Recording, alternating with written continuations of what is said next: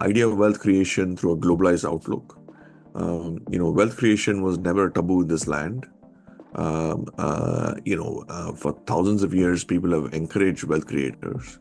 So much so that even debt-related wealth creation was encouraged as long as was not a taboo, as long as it was within reasonable norms. And there is a much wider incentive to create wealth.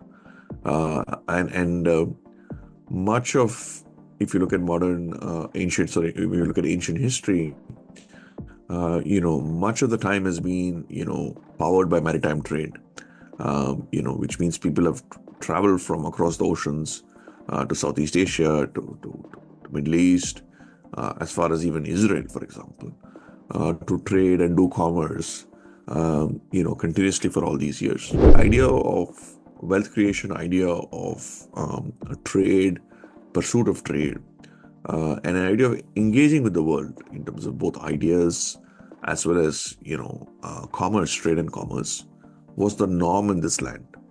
The economic liberalization of reforms of 1990 were not the doorway to engaging with the world. In fact, the doorway to engaging with the world was the status quo of Bharat for centuries. The blip was probably post-independence till about 1990, where we were sort of a closed economy. But other than that, our status quo was engaging with the rest of the world and promoting wealth creation. So the three main pillars of this Dharmic capitalism in terms of output is a state which is strong but doesn't micromanage, wealth creation via global outlook, and also sustainable growth and welfare. So this is what I define as Kautilyan Dharmic capitalism, and my previous book, the first part of the trilogy, deals with these ideas in contemporary Bharat, in terms of trade, in terms of labor contracts, in terms of equality, in terms of sustainable growth, all these themes, how some of Kautilya's ideas are relevant.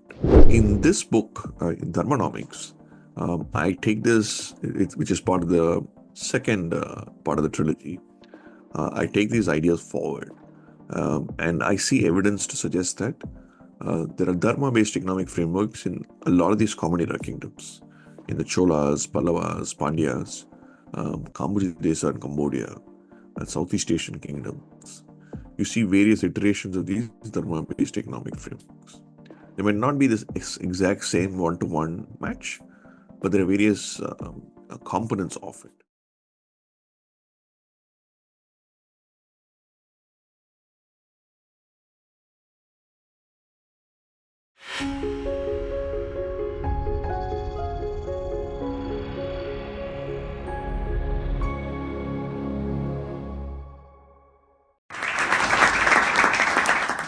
Namaste to all of our viewers that have joined us today. I welcome you to another episode of Indic Talks. I am Ojasvi Mishra, and today we will be discussing Dharmanomics, which is the role of indigenous economic frameworks in ancient Bharat. The concept puts forward a novel, indigenous, and sustainable framework called Dharmanomics, a function of Kautilyan Dharmic capitalism, of a dharmic ecosystem driven by temples and Sreni dharma that spans thousands of years. It was put into practice much before the likes of Adam Smith and modern economic thinkers. It is a book for all ages, attributed as gutsy, thought-provoking, and meticulously researched. To elucidate the same, we have our speaker today, Sriram Balasubramaniam ji, who is a well-known economist and best-selling author based at one of the leading international monetary institutions in the world. He has worked for several global organizations, including the IMF in the past. His areas of expertise include global macroeconomics, socioeconomic trends in emerging markets, and conic Indic culture in the context of economics. He has written for several international publications such as Bloomberg Foreign Policy, The Wall Street Journal, and Vox EU, among others, as an independent columnist, and has been an independent panelist on CNBC TV 18. Besides authoring the path-breaking Kautilyanomics for modern times, he has authored two other books, Jamba, which is about the joint family, and was shortlisted for the third annual IAAC Literary Festival organized by the Indo-American Arts Council, and The Wizards, which has been featured in varied publications, including The Hindu. He is an alumnus of Columbia University in New York. And I welcome you, sir, and I thank you for gracing our platform, and I request you to take over from here.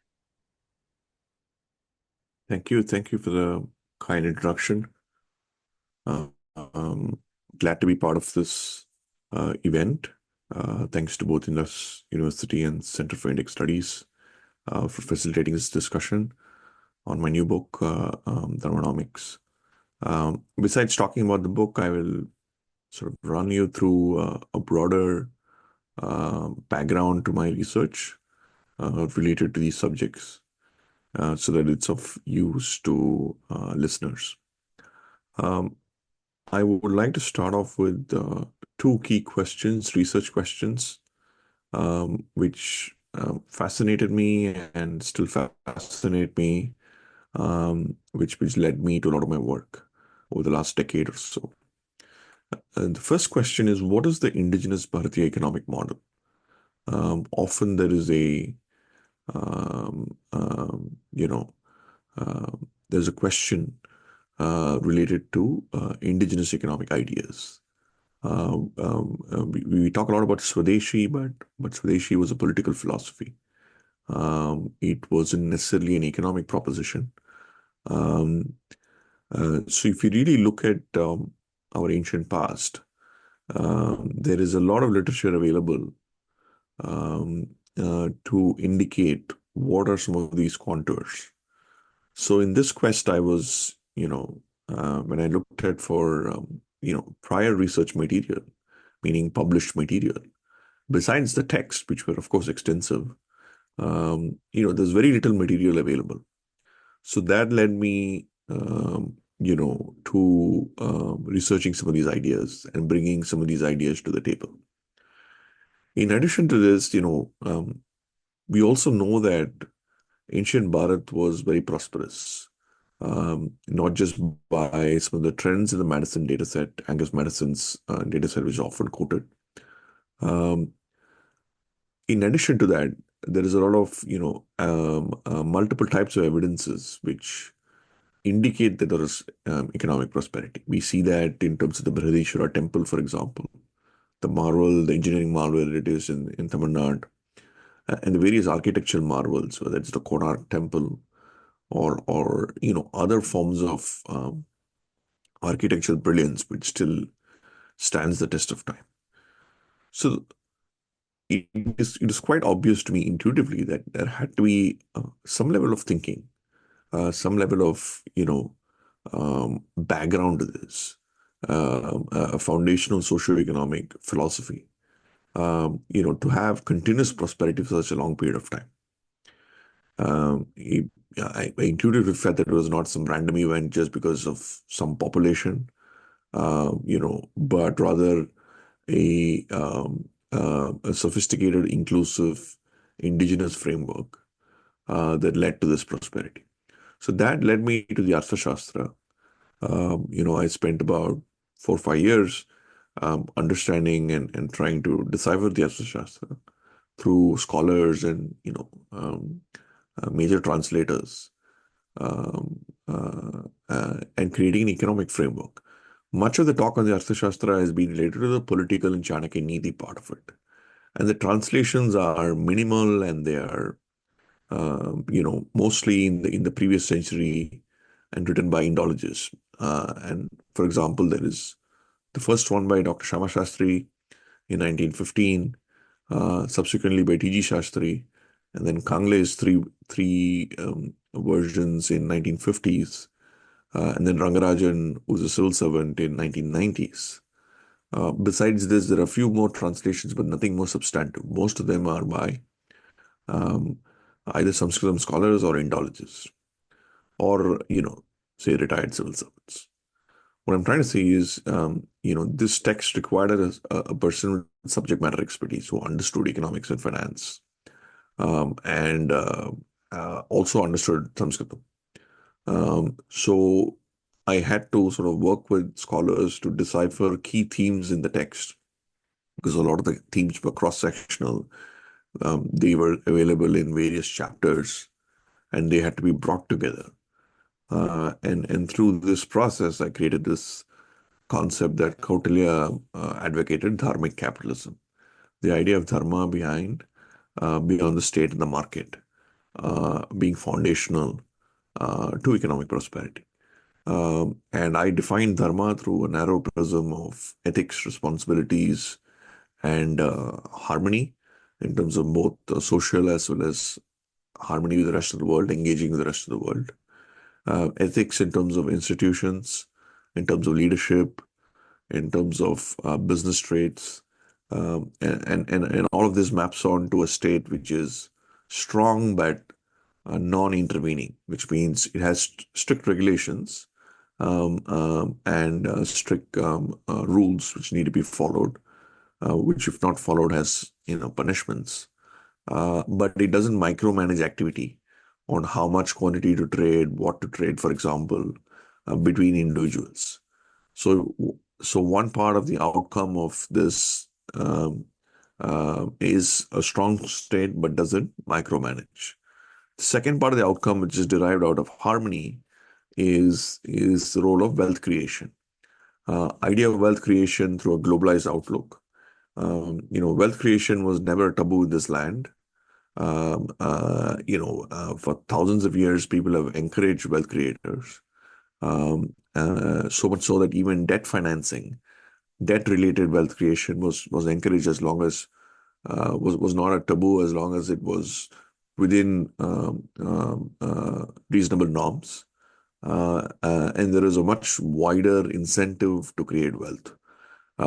And much of, if you look at if you look at ancient history, much of the time has been, powered by maritime trade, which means people have traveled from across the oceans to Southeast Asia, to Middle East, as far as even Israel, for example, to trade and do commerce, continuously for all these years.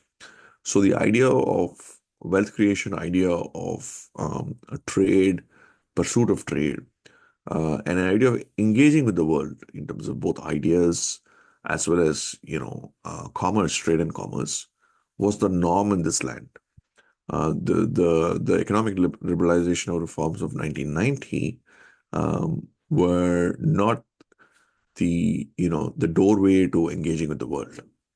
In fact, the doorway to engaging with the world was the status quo of Bharat for centuries. The blip was probably post-independence till about 1990, where we were sort of a closed economy. But other than that, our status quo was engaging with the rest of the world and promoting wealth creation. So the idea of harmony through the prism of dharma also deals with this exchange of ideas and thought processes, with engaging with the world. So that's a very important, second component. The third component is through responsibilities. We have societal responsibilities, familial responsibilities, environmental responsibilities, and the role of these responsibilities in sustainable growth and welfare. The idea of sustainable growth, sustainability per se, was an intrinsic concept for ancient Bharat. It was the way of life that promoted these ideas through the prism of responsibilities.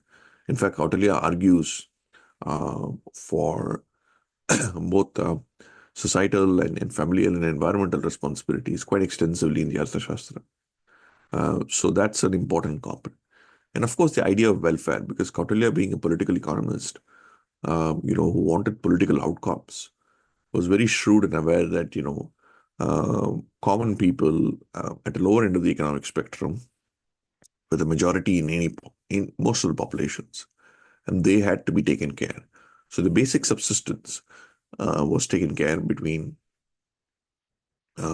the common people, and they were provided basic needs, something similar to what we call the direct benefit transfers, targeted transfers, and provided a lot of support systems to enable their prosperity. For example, the idea of labor contracts, and even a daily wage laborer, Kautilya argued, needs to be provided some document which tells him or her how much he or her is going to work either per hour or per day or per month or whatever it is, so that they have some level of basis which empowers them to question the employee if he or she violates some of these agreements. So similarly, he also advocated the idea of flexible minimum wages, which is basically, we have all heard of minimum wages in the West and discourse in the West, for example. Similarly, Kautilya also, for example, in the West, people talk about $15 an hour as a specific minimum wage. Um, Similarly, Kautilya also argued that there had to be a minimum wage. He was open to a possibility of a minimum wage for the lower sections of society, but he wanted it to be flexible in the sense that depending on the macroeconomic environment, he had advocated for flexible minimum wage. So, for example, if there is 2% inflation compared to 7% inflation, there is a difference between the real rates of $15 an hour. One is, $13 an hour. The real rate for 7% is about $8 an hour. So it makes a difference in the pockets of people. So depending on the macroeconomic environment, Kautilya advocated for a flexible minimum wage so that people are always empowered. And then he also advocated, for example, on the idea of providing opportunities.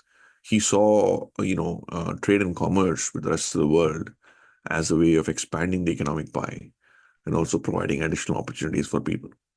So this ensured that people were provided additional opportunities and they were also empowered at a particular level. So this is again another way where Kautilya's ideas empowered the poor. So you see this in terms of welfare, sustainable growth and welfare. So the three main pillars of this Dharmic capitalism in terms of output is a state which is strong but doesn't micromanage, wealth creation via global outlook, and also sustainable growth and welfare. So this is what I define as Kautilyan Dharmic capitalism, and my previous book, the first part of the trilogy, deals with these ideas in contemporary Bharat, in terms of trade, in terms of labor contracts, in terms of equality, in terms of sustainable growth, in all these themes, how some of Kautilya's ideas are relevant.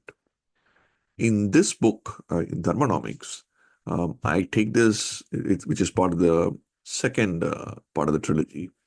I take these ideas forward, and I see evidence to suggest that there are dharma-based economic frameworks in a lot of these common era kingdoms, in the Cholas, Pallavas, Pandyas, Desa and Cambodia, and Southeast Asian kingdoms. You see various iterations of these dharma-based economic frameworks. They might not be this exact same one-to-one match, but there are various components of it. So I argue that there are three, again, major pillars of this of Dharmanomics. First is what I had mentioned on Kautilyan Dharmic capitalism, which is what I just described a few minutes back. Um, the second part of it is, the reason why, before I come to the second part, the reason why I talk about Kautilyan Dharmic capitalism is there are lots of evidence of Kautilya's Arthashastra in a lot of these places, both in the south of Bharat as well as in Southeast Asia, in Cambodia and Vietnam and all these places. It's very interesting because, the background to Kautilya's Arthashastra is that it was not in publication or in supply or in vogue for many years. And it was discovered by Shama Shastri in 1915 when a Vedic Pandit went and gave him the manuscript, the palm leaf manuscript. But despite this, in Common Era, early Common Era, there are a lot of inscriptions that talk about the Arthashastra in these places. So it means that either the Arthashastra's various other copies were there in these places, or it means that through word of mouth, so much of this has traveled across seas.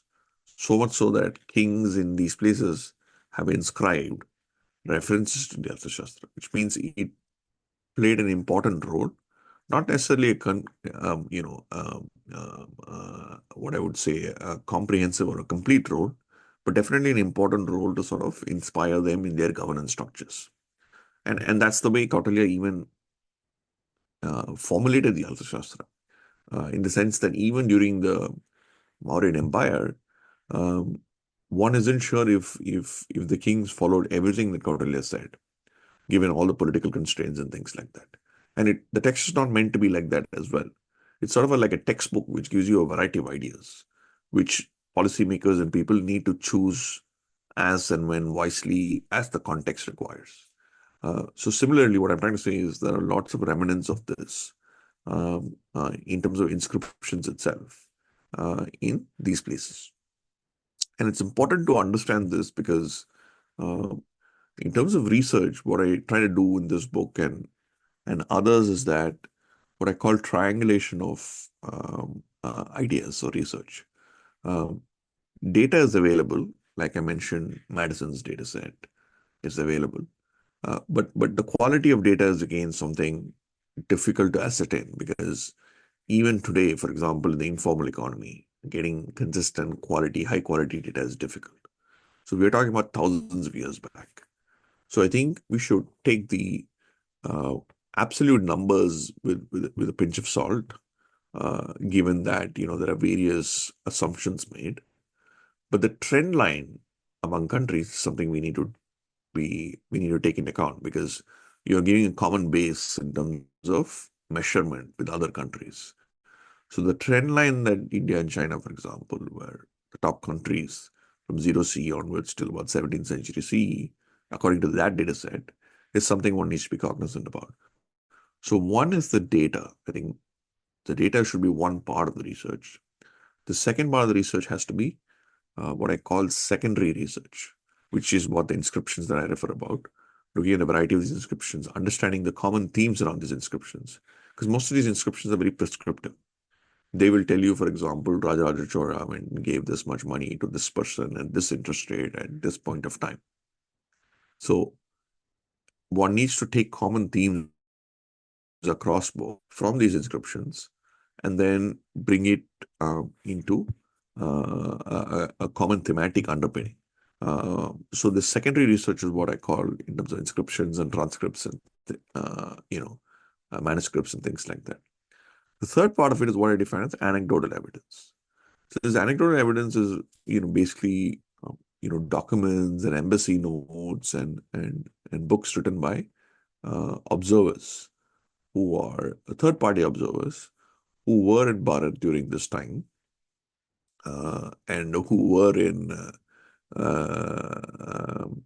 Bharat as traders, as common people who are independent of the common machinery, the state as well as the citizens of that land. So it provides an independent perspective. In there, for example, the notes from the Periplus of the Arthurian Sea, the Chinese embassy notes, the Greek traveler accounts, all these things, and the Chinese traveler accounts, all these things give us a sense of what is the external perception of what is happening in Bharat during that time. So when you have one idea, just triangulated by both data, by secondary research, and by anecdotal research, then we do a more comprehensive, inclusive, cross-checked research analysis. I think this is a very important observation for listeners because this level of rigor is required to establish, what I'm trying to say, and this level of rigor has been ascertained as well. So that's why it's taken me such time to do these books, both for Kautilyanomics as well, but more importantly for Dharmanomics. So I wanted to also lay out that structure. So back to the three pillars I mentioned, on Kautilyan Dharmic capitalism, which I mentioned because of the themes being resonated as well as the inscriptional evidence you see in some of these places. Second, what I bring to the fore is an idea called the Dharmic ecosystem. So, which is basically temple-based economies. The idea of a temple as an economic institution is a current reality in Bharat, but in the past it was a very important, sort of prism through which the state enabled commerce. And I show that across these kingdoms. In fact, in the Southeast Asian kingdoms, between say 6th century CE and about 13th century CE, there's a lot of evidence to suggest that these temple-based economies were foundational to the economic structures. So I argue that these temple-based economies were central to the economy itself, because the temple-based economies played a few important roles. The first role is they were labor aggregators, which means they provided employment to large sections of people because they owned land. It was not the land of the king, by the way. Um, the king and the royal family had some amount of land, but most of the other lands were all private lands or entities related to the temple and other institutions. Of course, the monarchy provided some oversight on some of these regulations.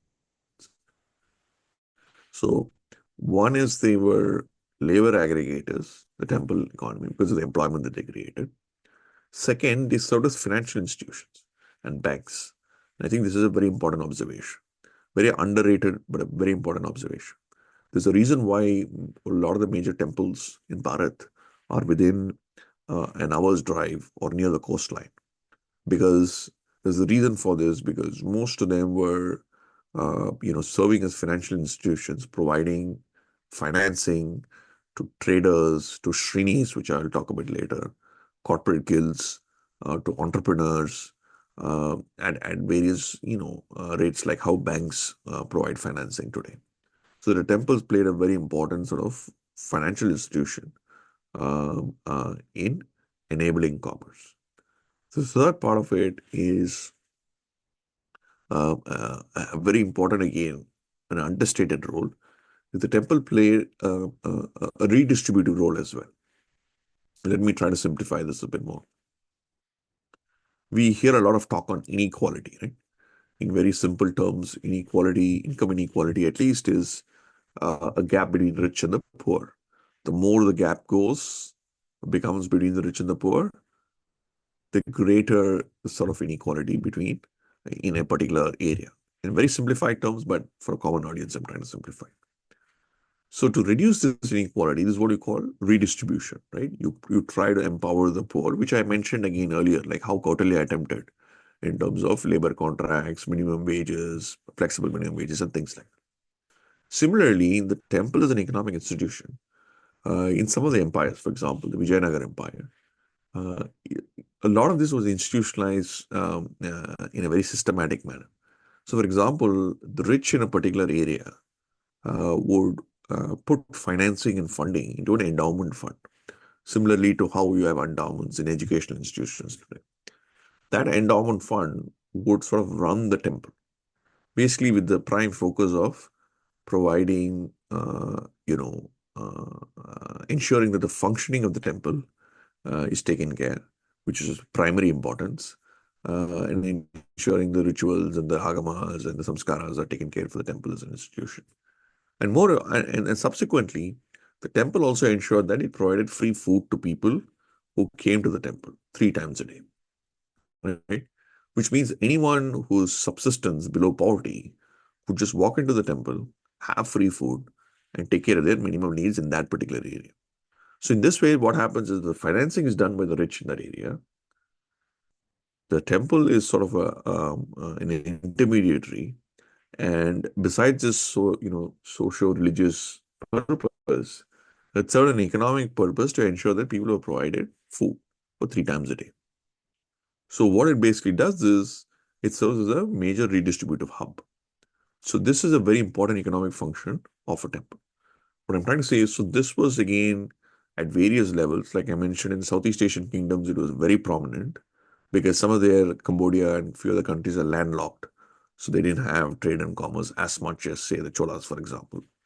In the southern kingdoms like the Cholas, Pallavas, it was an important component, but they also had other areas like agriculture and trade and commerce, maritime trade, and things like that. So the second part is what I define as this, among the 3 pillars, what I define as dharmic ecosystem, which is a temple-based economy. So the third part of this is what I call Sreni Dharma. So Shrenis are basically, like, in very simple terms, corporate guilds. They were a combination of, say, multinational corporations and, say, regulatory bodies like a FICCI or a CII and things like that, and a combination of these two. And the Shrenis worked as entities that promoted trade and commerce. They are one of the few institutions which you can see in some evidences from all the way from the Saraswati Sindhu civilization till about 17th century CE. So they withstood for a very long period of time. They were very egalitarian. They had people across caste, creed as part of their entities. They democratically elected leaders within their institutions in terms of their governance structures. And they had corporate governance structures that were very similar. In fact, in the book, in page 17 and 18, I think, I showcase a table which Dr. Vikramaditya Khanna, who's a professor at University of Michigan, Ann Arbor, has clearly shown how the modern day corporation is very similar in terms of governance structure to the Shrenis. So they had a lot of principles which were governing the Shrenis. And they are also underpinned by this idea of dharma. So, for example, the one of the biggest Shrenis, Ainurvar, it's called 500 in Tamil, was underpinned by the concept of Vijayanagara, which is a specific dharma to a group of traders from Karnataka where it was created, which they followed for many, many years. So these Shrenis played a very important role in financing. They were large corporations. They had offices in Southeast Asia, in Indonesia, Thailand, in Cambodia, in all these places. So much so that, they were financing these large kingdoms like the Cholas, Pallavas, and things like that. And they played a very important role in wealth creation. Um, so much so that, for example, one of the reasons why Rajendra Chola, who's basically the son of Rajaraja Chola, so Rajaraja Chola basically built the Brihadishwara temple I mentioned in about 1010 CE. His son was one of the pioneers of the Cholas beyond the south, in the sense he went and conquered the north. So that's why he called Gange Kondachorapuram, which is basically he saw Ganga and then he created a city called Gange Kondachorapuram, which is still there in Tamil Nadu, which is a replica of that. So similarly, he went also across Southeast Asia as well to conquer. So that's why it's called Kadaram Kondachoran, which is basically he conquered Kedah, which is in Malaysia today, and he went and conquered in these places. But the interesting thing is the Cholas, while they conquered some of these places, especially in Southeast Asia, they did not rule these places. There's a major reason for that. One of the key reasons that is speculated is the Ainurvar, the guild, the Sreni, which I spoke about, was trading extensively from Bharat to Middle East to all the way to China. So they were using the Straits of Malacca, which in today's language, it's between Singapore uh, and Sumatra and Indonesia. Um, that Straits of Malacca is still used to travel to China for short ships. So that route was majorly used by the Shrenis. And the Srivijaya kingdom, which was ruling Indonesia at that time, tried to restrict the access for trade for this particular guild. And they were not, comfortable with their prosperity, and they were not comfortable with their economic powers. So in that sense, they were trying to restrict them. Because of the fact that they were trying to restrict them, the Cholas had to intervene and liberate them, and so that they can do their commerce well. So that's why, along with the Cambodian kings who had their own problems with the Srivijaya kingdom, they formed an alliance and then went and conquered Southeast Asia and liberated these uh, guilds. What I'm trying to say is commerce played a very important role, um, and they were driving common people were driving economic commerce across lands, and the rulers were essentially following it, not the other way around.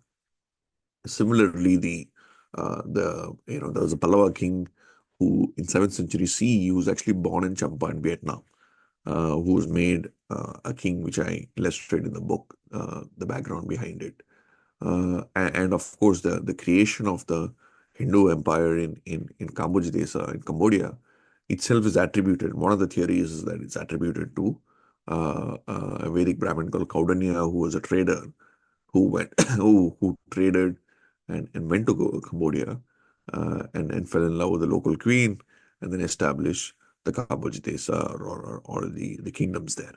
So in essence, what I'm trying to say is much of the maritime trade and commerce was driven by a large sections of people, common people, trading and engaging with the rest of the world. And I think that's a very important observation. And the Shrenis are a reflection of that. They were entities which represented these people, and they were extremely powerful. They were multinational entities. But yet, despite their power, they were underpinned by these dharmic concepts. So that's why they didn't, sort of misuse their power, to put it that way. And that again is an indication of how some of these institutions worked and what were some of their principles and why they lasted for such a long period of time. So these were the Shrenis, the Sreni Dharma is. So what Dharmanomics does is it using the triangulation of research, which I mentioned, just for a recap, which is basically data-based research, secondary research, and also anecdotal research. Using this principle, it focuses on these three pillars, which is Kautilyan Dharmic capitalism, or tenets of that, various iterations of that, and talks about the dharmic ecosystem, the temple-based economies, and then it also refers to the Sreni Dharma. And then I look at various kingdoms, starting from Saraswati Sindhu civilization all the way till Common Era, till the Vijayanagara Empire in the 17th century CE, across Bharat, Cholas, Pallavas, Pandyas, and Southeast Asia, Kamboja, Champa and Vietnam, Java, and even Thailand. So in all these kingdoms, they show various iterations of this, where you see differences. For example, the Cholas saw their ports as sort of transitory ports, something like how Singapore is today, where they don't really do too many, they see it as a vantage point for rest of trade. Whereas the Pandyas, because of their inland nature, they produce a lot of products, and because of their topography and things like that, where they were themselves trading various products. So the Cholas were also trading, but it was a sort of a massive international hub, put it that way, in Nagapattinam, where they, for ships to come and go and use these places. Similarly, Vijayanagar, had this redistributive idea as a central theme, which I mentioned. Yeah, and then the Cholas, for example, also had various governance structures, which were unique to their disposition. So what I'm trying to say is there were various iterations, and this triangulation of research along with these components is dealt with extensively in this book. So the third part of the trilogy, which is probably coming out in a year and a half or sooner, is to look at how some of these concepts apply to today's Bharat. So this again, I'll try to conclude soon, but this again leads me to my second research question. So when I first started the conversation, I said two research questions, if you may recall. The first was, what is the indigenous Bharatiya model, of which I've given you a sequence of, theories and possibilities. The second question is, what is the role of norms, narratives, and cultural norms and narratives in economic decision making, both at the individual level as well as at the corporate, national, or in state level, right? So, for example, again simplifying this dharmic way of life which you're talking about, which has been experienced for such a thousands of years, is basically what we are living today in terms of our economic choices. So, for example, the especially in the non-essential spending category, the single biggest UPI transactions week for this year was during the week of Diwali. So that's an example of how our economic choices or consumer choices that we make is highly intertwined to our cultural way of life. And this intertwining is reflected in a lot of the choices that we make. And similarly, if you really notice, for non-discretionary, for non-essential spending, non-essential spending, you see this across board. So that's an important variable that we're dealing with even today. But there's a way of life which is parallel to the state, independent of the state, of whether you have a state or not. And that determines whether thousands of years back or today, how we make economic choices. Today might be a laptop. Thousands of years might be, spices, for example, right? So that's an important factor that you see today at the individual level. At the corporate level, of course, most of the top businesses in the country are all family-driven businesses in some form or the other. They might be publicly listed firms, but they have familial structures which determine their business choices. And their communities and their identities play a very important role in how they make decisions, right? Which is not necessarily through the standard, Western prism. So there are very two, and of course the informal economy, which we talk about today, the kirana shops across Bharat, across its villages, are all run by virtues such as familial ties, trust, economic institutions, and things like that. So what I'm trying to say is there's a huge need to understand this part of the economic structure today, which, for example, the informal sector forms even today about 75-80% of the employment in the economy. I'm not arguing that informal structure is sacrosanct. Of course, an attempt to formality should be part of the sort of evolutionary process as we become Viksit Bharat. But what I'm trying to say is there are a lot of nuances, cultural connotations to economic decision making in Bharat. And to understand this, a perspective of understanding how ancient Bharat has dealt with this, the same dharmic way of life, an accumulation of all these experiences is a very important, I would say, understanding that we need to have. I'm not saying everything from the past is sacrosanct, but there are a lot of principles that one we can apply even today. Because most of these, because of the experiences that have accrued over a period of time. So this leads to the so my next book will deal with how some of these ideas are applicable today and how at the margin some of these things can make a difference if policy making is aligned to the way of life, not the other way around. So, for example, instead of people sitting in Delhi and telling and bringing policies which are not rooted, not aligned to the way of life, which people are already doing irrespective of policymakers, then attraction is lesser. Whereas if it's aligned to the way of life, then the traction is far higher.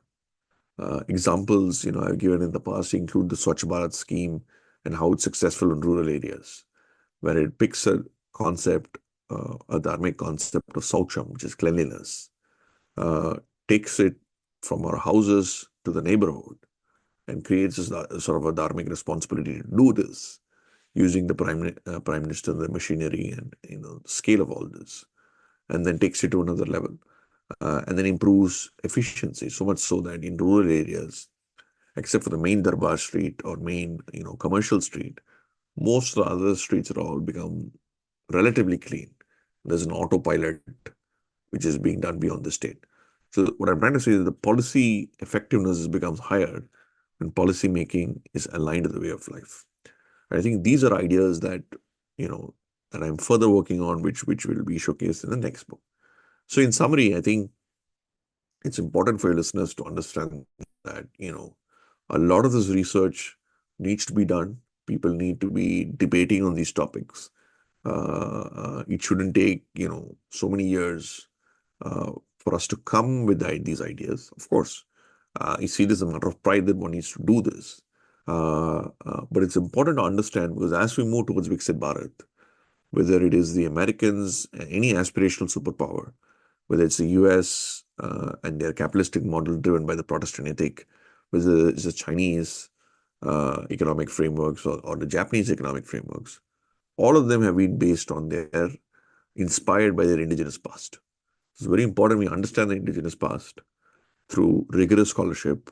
And it's also very important that we take those lessons and apply it to the present, especially so in a society such as Bharat, where even in the present, a lot of these ideas and cultural norms and narratives play a very crucial role in economic decision making.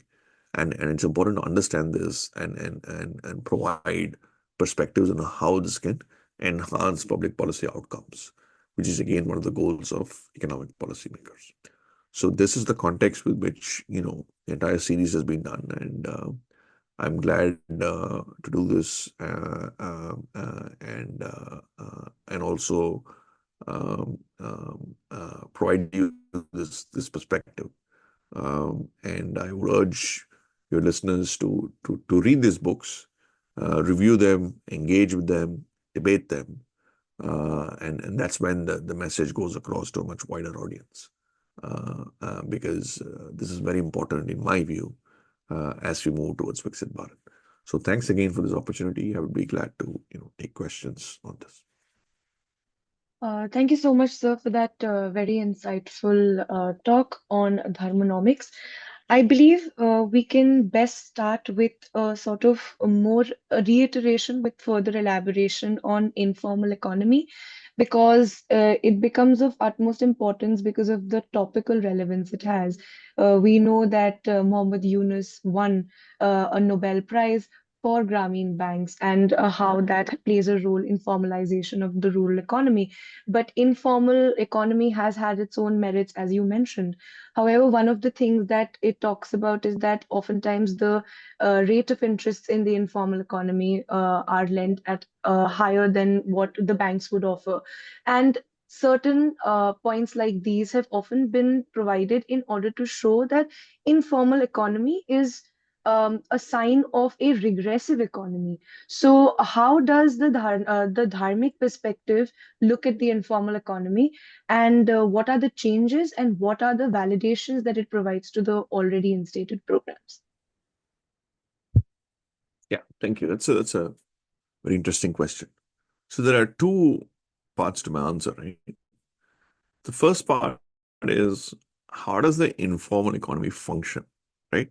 Whether you like it or not, the informal economy as of today provides 75% plus employment, right? You can sit and debate it and talk it for ages, but that is the reality, right? So in terms of that reality, good or bad is subjective judgment, which I'll come to the next, part of my answer. One needs to understand what this informal economy is. How does this informal economy function, right? So understanding the functionality of this informal economy or any economic activity, in my view, in Bharat, requires an understanding of how this way of life functions from an economic standpoint, right? This is even more prevalent in the informal economy because much of the social structures that we're talking about, familial structures, trust, uh, financing, is all done in closed networks. And these networks could be based on identities, it could be based on kinship or friendship, it could be based on, say, village networks, for example. But most of these networks are run by ideas such as trust, communities, and things like. And this is just not here. I mean, um, in India, we call it the informal sector, but primarily it's all small and medium businesses, right? And these small and medium businesses exist anywhere in the world, even in an advanced economy like the United States. Majority of employment is provided by small and medium businesses, right? They could be formal in structure, right? Which means formality again is a very differentiated word. For example, most informal companies can be digitized and be part of the formal financial system, right? But whether they whether they are formal in terms of their economic structure, in terms of governance and things like that, is again a matter of discussion and debate. So what I'm trying to say is, this entire sort of prism of informal economy has various definitions, right? But what I am looking at is moving beyond that debate and trying to see how they function and what are the principles that they have to function, right? As they are today, right? On the second question of whether it is good or bad, again, good or bad is a very relative term. Of course, if they are inefficient, they're small firms. As any economy grows, you want them to be bigger firms. You want to expand their pie and ensure that they're larger corporations and larger firms. Whereas some of them might want to retain some of their status, but by and large, the state would like to encourage them to have more transparent governance structures, more easier financing, So financing is provided. The reason why they have these high rates of financing is because they don't have things like credit history and things like that, which we are in a digital economy trying to create an ecosystem which provides the banks to finance them. But irrespective of this, what I'm trying to say is the like I said, I'm not glorifying the informal economy. I'm trying to say this is how it is as of today, and we need to understand how it works for us to make policy.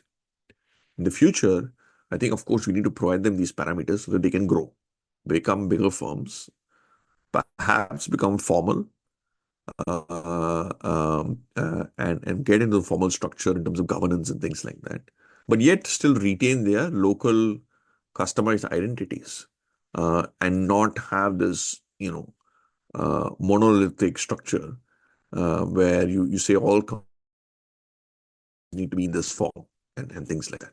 And it's because most of these informal firms are all offshoots of the decentralized economy, which means in a particular village, in a particular community, their local traits, local, products are all exhibited through these firms. So their local identities, in my view, need to be retained. But in terms of structure, they need to expand more, become bigger firms, provide more employment to people, and enter the formal structure. So it should be a heterogeneous, multidimensional sort of perspective to this.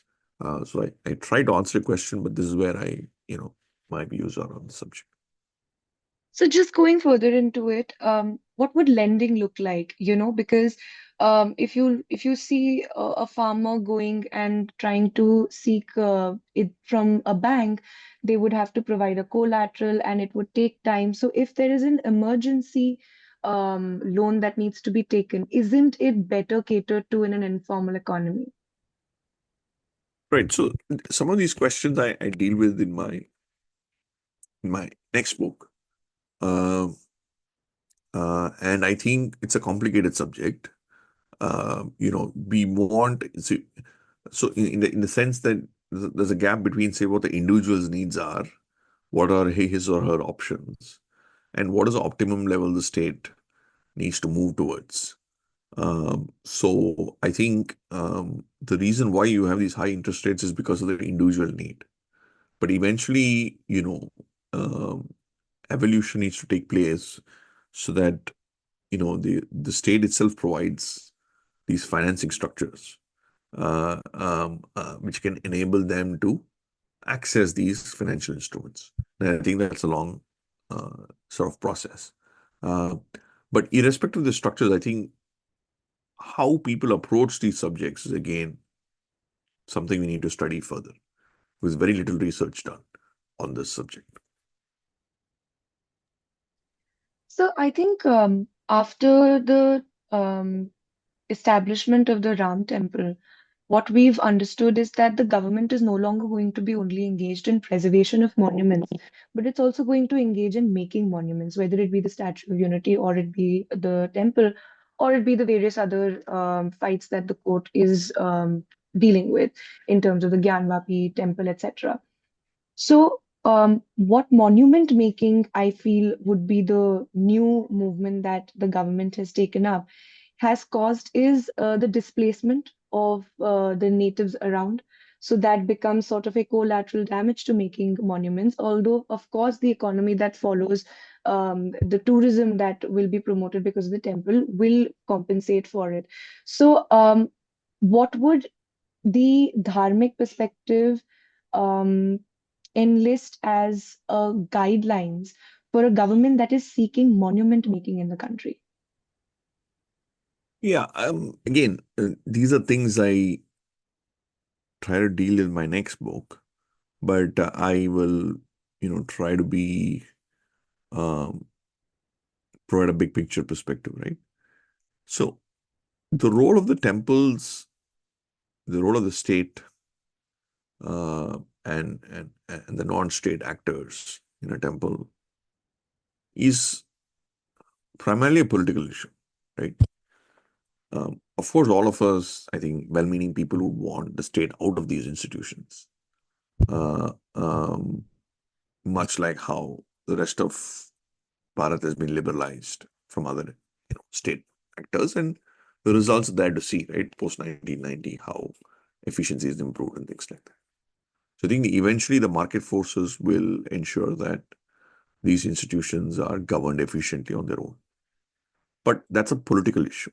So I think it's become so the political players need to resolve that issue, right? And I think in some cases it could be very soon through the process of law and order and the courts and the political establishment. In some cases, it might take time.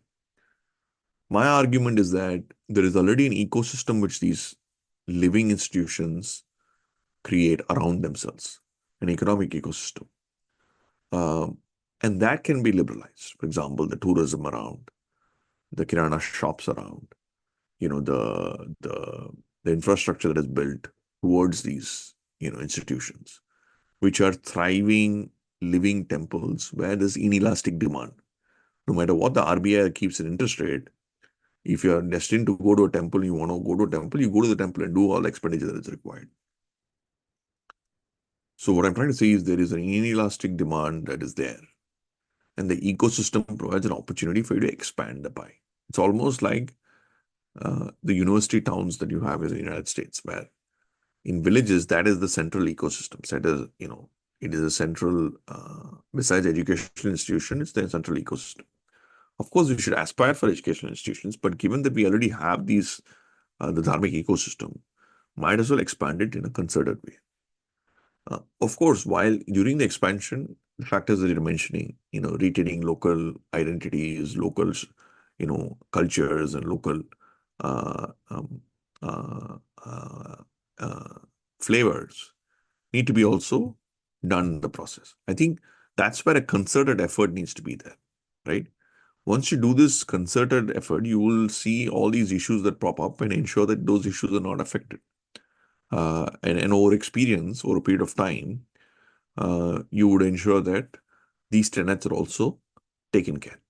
Eventually, we are all looking at sustainable prosperity. So that's why I'm saying that the ecosystem that the temple creates is a huge example of what I call a decentralized economy. In a village, the single biggest economic institution providing economic outcomes is the temple-based economic institution, even today. So what I'm trying to say is a modern structure needs to be inclusive of all these needs that we're talking about, but also utilize the ecosystem around it to create larger economies of scale, especially in tier 2, tier 3 cities. Yeah. So, how do Shrenis interact with the temple economy, and is there any way in which we can understand that through this book? Yeah, of course. So these are some elements which I highlight. So a couple of common inferences, right? One is the Shrenis in terms of um, uh, how their financing was done by a lot of these temples.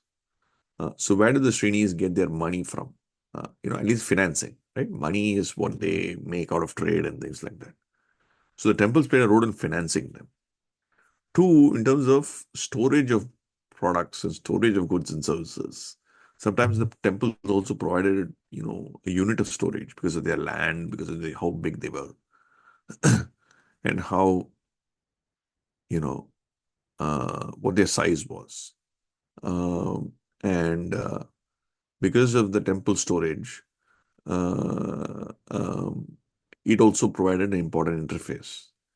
Um, so this is again another important, you know, uh, vehicle, I would say, or regulation. And then, of course, the the Shrenis also played an important role. See, the besides uh, the Shrenis played a very important role of being an institution which is independent of the state. They were very independent as institutions. We often think that just because it's a monarchy, that everything is in the control of the state. That's a major misnomer.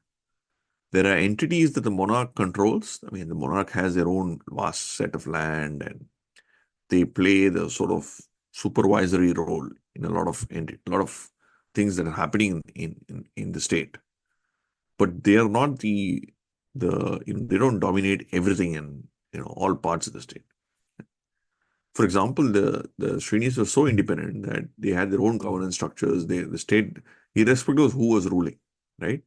So they were trading between, say, the Cholas, Pallavas, Pandyas, to Cambodia, to Vietnam, across different countries, different rulers. So they were not sort of held by a particular ruler. Of course, they had allegiances to some rulers. Uh, so what I'm trying to say is they were examples of a modern sort of independent institution. Similarly, the temple was an example of an independent dharmic institution. Of course, the state played an important role in governance and using it for their own religious purposes and social purposes. But it served as an economic institution quite independently. So I think these are some linkages that you see that I showcase in the book with various examples. So, this question stems from a personal observation. Um, I wish to talk about the Meenakshi Amman temple in Madurai. It is almost unnatural how there is a lack of amenities in Madurai in terms of the quality of roads, etc., when it is a temple city, and especially a temple of that stature and that antiquity.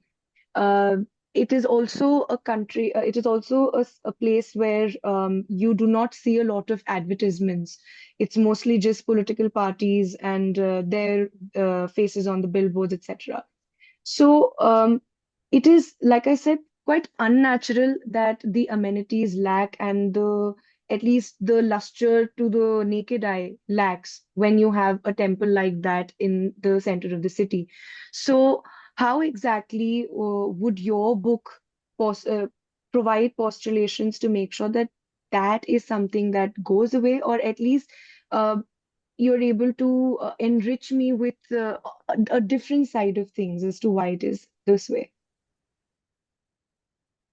Yeah, see, these are again examples, right, which you know, which I further highlight again in my future work. But that is precisely the point. The point is, if you see it as an economic entity, uh, the structure around it, then the entire sort of economic ecosystem is naturally developed. The problem is we see it only as a religious institution and do not give enough credit to the way of life that underpins this institution and the economics around it. So this is another example, right, where I think uh, much like special economic zones, there had to be zones which target some of these entities and provide the economic structures around them in terms of infrastructure, in terms of technology, in terms of access, in terms of roads, in terms of flights, in terms of the tourism, and in terms of the entire theory of um, uh, say ancient wisdom. All that should be done in a coherent, concerted manner. The problem is it's all done in abstract, and people don't view this as an economic institution. They view this as a primarily religious institution. And I think that mindset needs to shift. Because, like I mentioned, we have a lot of inelastic demand, which can really be utilized. And I think people need to move towards a more concerted effort. If there's a concerted effort, an organized effort, similar to some extent to other places, then it can be a successful model, in my view. At the moment, I think we are doing things in abstract. And that's why you see these disconnected perspectives. Thank you very much, sir, for entertaining our questions today. You have given us a lot to think about while we also wait the very last book of the trilogy. And we wish to have many such talks with you again. Thank you very much. Namaste. Sure. Thank you. Namaste. Have a good day. Thanks.